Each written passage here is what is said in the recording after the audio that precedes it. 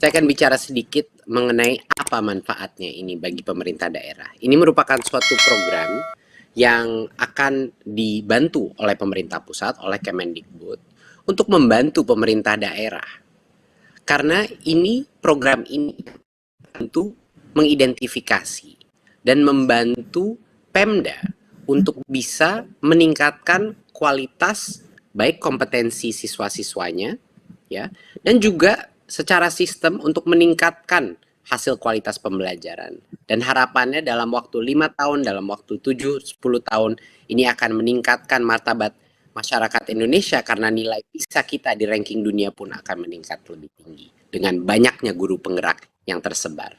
Jadi program ini adalah program yang pembibitan calon-calon pemimpin pendidikan masa depan kita. Jadi ini yang akan kita bantu beserta berkolaborasi, bermitra dengan pemerintah daerah untuk membantu mereka mengidentifikasi ini yang guru-guru dengan potensi kepemimpinan terbaik. Dan ini akan mendorong hasil output pembelajaran yang semakin berkualitas.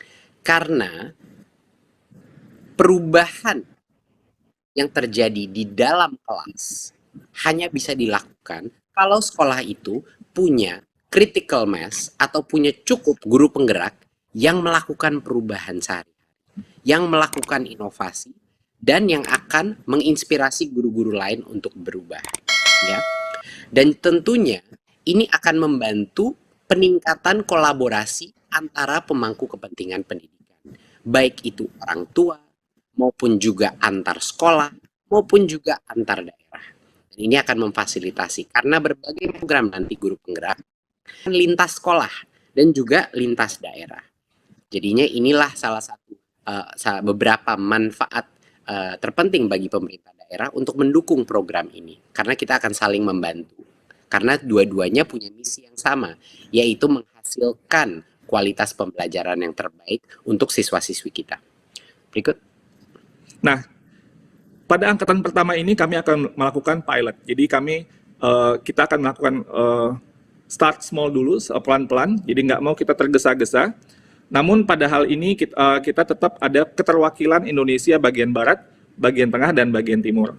Lalu kemudian daerah yang dipilih juga kita sedapat mungkin untuk tidak daerah yang ada dinamika pilkada.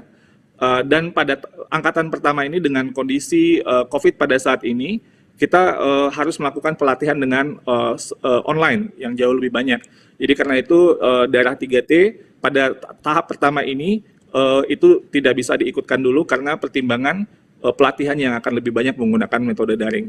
Tapi nanti kami akan melakukan di angkatan-angkatan berikutnya. Lalu kita akan melihat daerah-daerah yang memiliki kebutuhan kepala sekolah yang cukup besar. Jadi hingga sampai tahun 2024.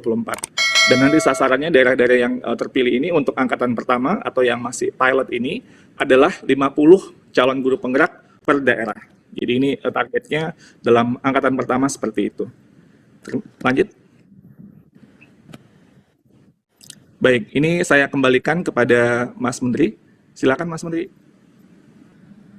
Ini adalah target angka-angka jumlah guru penggerak yang kita targetkan.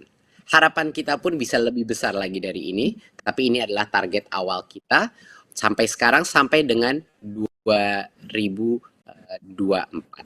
ya, 2024-2025. Dan seperti yang kita akan lihat, walaupun awalnya target kita adalah untuk kualitas, kedepannya pada saat proses kita sudah lebih mapan, pada saat proses identifikasi, interview, dan program pelatihan kita juga menjadi lebih kuat, kami akan mengakselerasi jumlah guru penggerak yang bisa diidentifikasi, dilatih, dan diluluskan menjadi guru penggerak.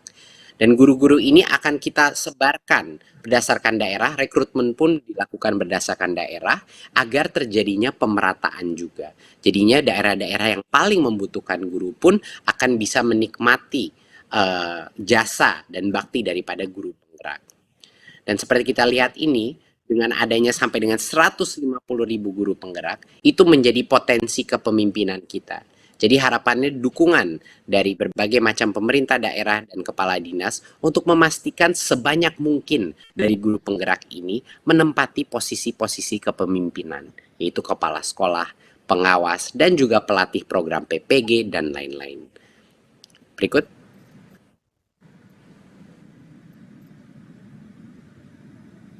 Kita dalam waktu 5 tahun tentunya tidak bisa tercapai transformasi pendidikan yang rampung dalam 5 tahun. Tidak mungkin. Proses transformasi pendidikan ini bisanya terjadi dalam waktu mungkin 10-20 tahun. Tapi apa yang bisa kita capai dalam waktu 5 tahun ini adalah yang namanya titik kritis atau tipping point, di mana lebih dari 20% daripada kepala sekolah kita datang dari guru penggerak, atau lebih dari 20% daripada guru-guru kita merupakan guru penggerak. Ini akan menjadi perubahan yang tidak bisa dibalikkan lagi. Ini akan menjadi perubahan yang berkelanjutan. Karena guru-guru penggerak kita, mereka itu menyebarkan, mereka itu adalah obor yang menyebarkan dan menyalakan lilin-lilin perubahan di dalam hati setiap guru-guru lainnya yang berinteraksi dengan mereka.